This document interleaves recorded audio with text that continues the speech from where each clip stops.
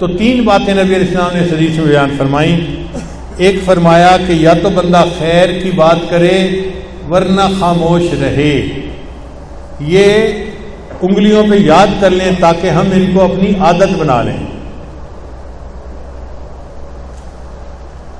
جو بندہ اللہ اور اس کے آخرت کے دن پر ایمان رکھتا ہے اس کو چاہیے کہ خیر کی بات کرے ورنہ خاموش رہے۔ دوسری بات، جو اللہ اور آخرت کے دن پر ایمان رکھتا ہے اس کو چاہیے کہ اپنے پڑوسی کا خیال رکھے۔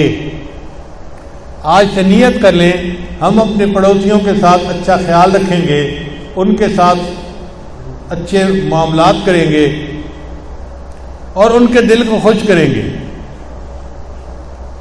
اور تیسری بات، جو بندہ آخرت پر اور اللہ پر ایمان رکھتا ہے اس کو چاہیے کہ وہ اپنے مہمان کی مہمان نوازی کرے۔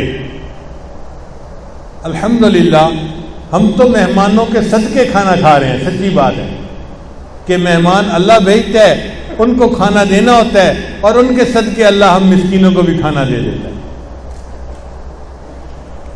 ایک دفعہ مہمان کی بات ہوئی،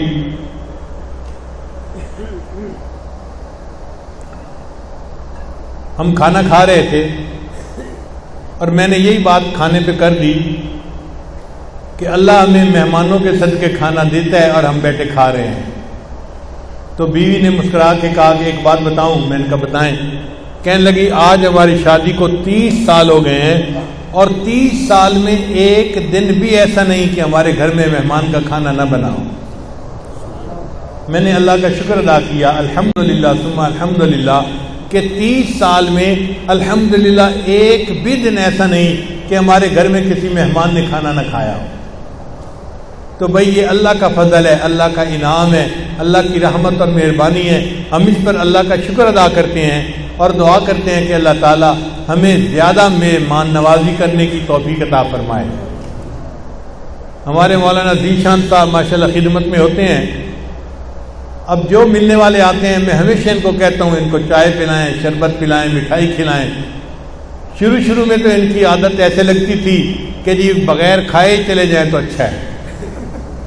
جتنا میں ان کو کہتا یہ آہستہ آہستہ کام کرتے حتیٰ کہ مہمان کہتا جی میں نے جانا ہے، میں جانے کے لیے تیار ہوں۔